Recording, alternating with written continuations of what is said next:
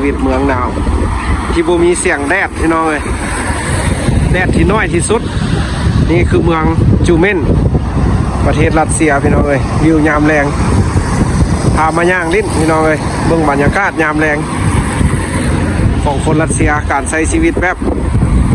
ส่วนใหญ่จะย่างพี่น้องเลยคนบ้านเพิ่นก็จะย่างท่องเที่ยวย่างลิ้นใช้ชีวิตแบบนี้พี่น้องเลยนี่คือเมืองที่หนาวของประเทศรัสเซียอีกเมืองหนึ่งพี่น้องเลยก็คือเมืองจูเมนที่ห่างจากบ้านเฮาก็เพียงแต่2 ชั่วโมงพี่น้องเลยแล้วก็ตั้งอยู่ทางโซนอาซีเมืองนี้พี่น้องเลยอยู่โซนอาซีนี่ก็เป็นบรรยากาศยามแรงพี่น้องเลยการใช้รถใช้ถนนผู้คนย่างเลิกเวียกเลิกงานพี่น้องถ่ายให้เบิ่งพอดีได้มาลิ้นมาเที่ยวมาย่างผ่อนคลายยาม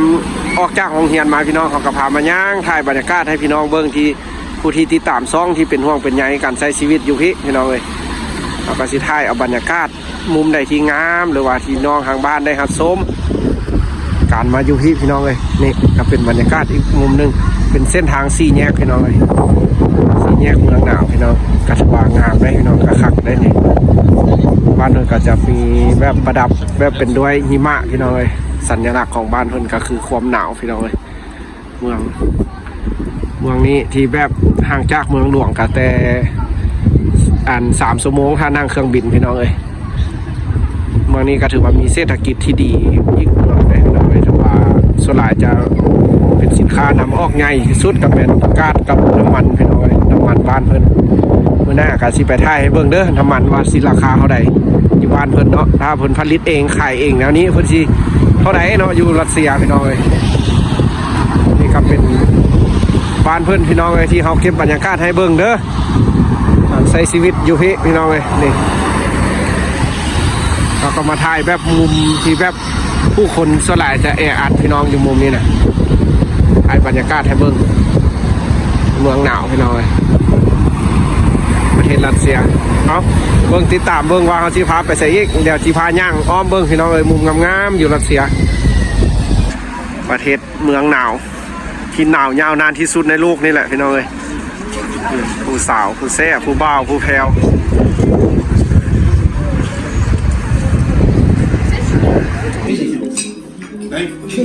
ต้องพูดไปเลย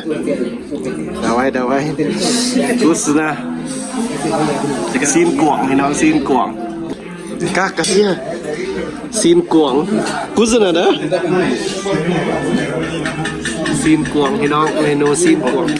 กิตามุยเดี๋ยวไว้อักกระดึ๊ดเนี่ยอ๋อพี่น้องครั้งแรกชีวิตพ่อแม่อุ้มเก่งเลยพี่น้องเด็กน้อยรัสเซียน้อยสินะผมมีหนาวอุ้มแบบไปเบิ่งหน้าจนเด็กเมื่อเด็กน้อยนะนี่เบิ่งเด็กน้อยนะหน้าจนแดงขนาดนั้นทนเก่งก็ได้ความหนาวย้ายสิ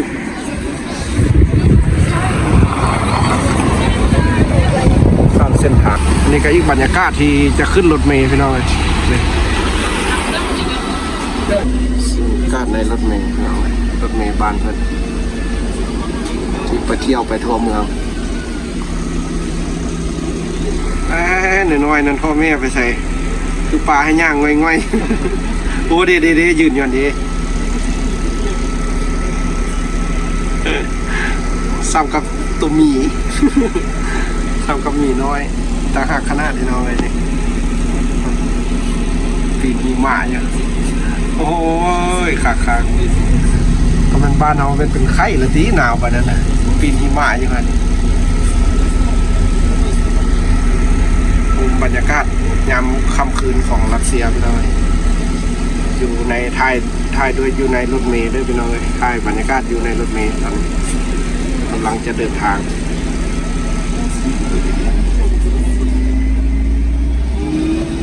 ครับพี่น้องบ้านเพิ่นกำลังใหญ่หลายคนเลยมันนี่นะ Это не курица. Это курица. Как это Это будущий курица. เมนูรัสเซียครั้งแรกชีวิตเอาพี่น้องเอ้ยการใช้ชีวิตอยู่รัสเซียเอากระทายแฮมเบอร์พี่น้องเอ้ยครั้งหนึ่งได้มาร่วมกับครูอาจารย์และกับเพื่อนนักเรียนที่เรียนน้ำกัน อยู่รัสเซียพี่น้องเอ้ยเอาก็เป็นเทื่อแรกอีหลีพี่น้องเอ้ยครั้งแรกในชีวิตเลยชีว่าแนวนั้นก็ได้พี่น้องเอ้ยคณาจารย์บุพามาก็สิบ่ฮู้จักมาบรรยากาศบ้านมันงามค่ำคืนสวยงาม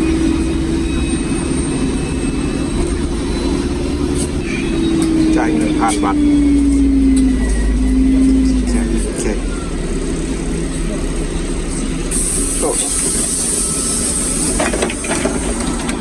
อันนี้พนักงานก็มีผู้เดียวหนึ่งพี่น้องแบบเพื่อนกาลุยขนาดพี่น้องผู้เดียวเพื่อนกางามได้พี่น้องคนรัสเซียงามดีได้มันจะเป็นแบบผิวขาวพี่น้องคนรัสเซียแท้ๆจะมีแต่ผิวขาวๆบรรยากาศในรถเมล์กำลังกลับบ้าน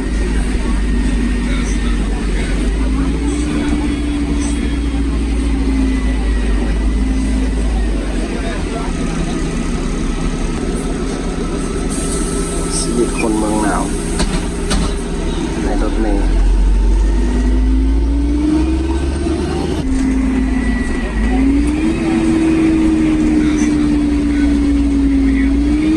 ฮอดละฮอดรถเมล์ลงละเนาะ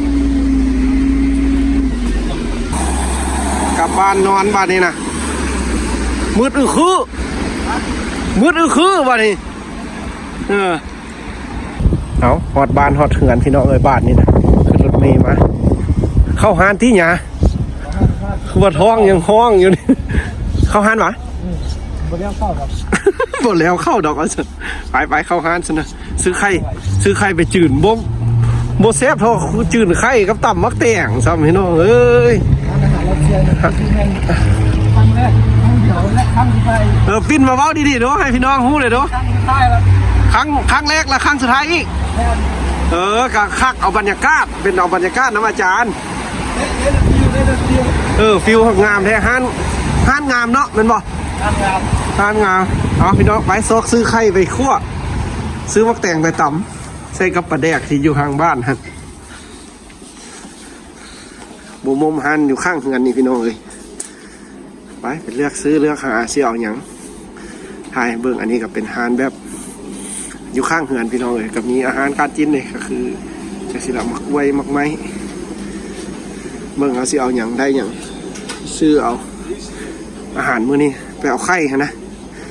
สิไปเอาคั่วไข่ก่อนไปซอกไข่อยู่ใส่นี่ข้างไหนบ่แล้วเวียกพี่น้องเลยต้องได้มาซอกอาหารการกินที่แบบแต่งกินเองแซ่บกว่า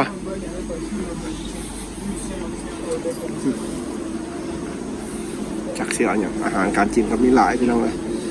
แล้วเมนูป่านี่นะบัดเมื่อสิซื้อไปตอนเด้อนี่ป่าอบควันเพื่อนนี่นะนี่แซ่บที่สุดนี่นะอาหารแซ่บของรัสเซียนี่ประมาณ70,000ตัวหนึ่งคนรัสเซียเขาจะมากินแบบนี้อาหารอบควันนี่ใส่ไข่อยู่ใส่เอาไข่ให้ดูเด็โอ้เตะใหญ่นี่เลยนะเตะใหญ่นี่เลย50-60 พันนี่แหละจะกินยามไหนก็ทอดกินโลดใช่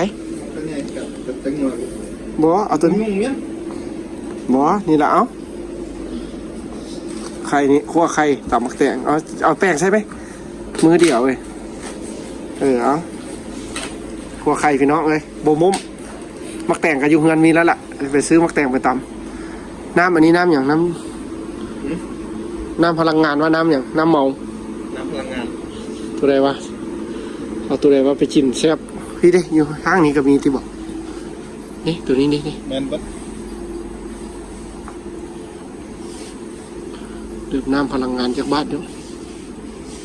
โอ้ตัวอันอยู่คือรถมะม่วงอันบ่มีเนาะรถมะม่วงอันนี้นี่คือแม่นเวลาแม่นราคามันทีนี่แม่นเป็นเจ้าของซื้อแล้ว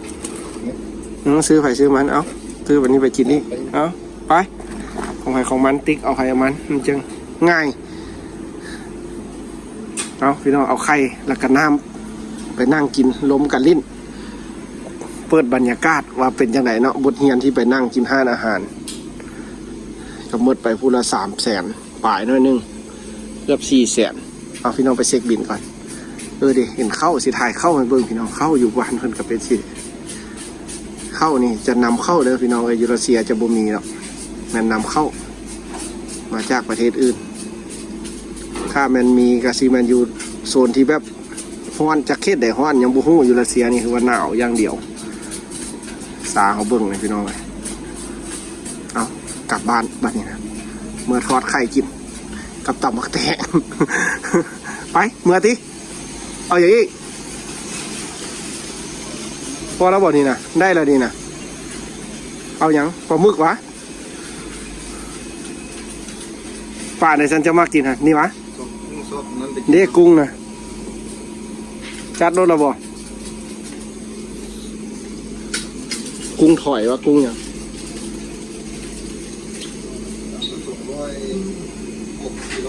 หน้ามันนี้ก็คักได้เบิ่งจัดหน้ามันนี้ก่อนเนาะจัดอีกเนาะ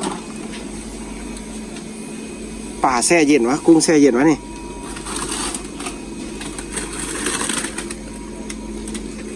ไป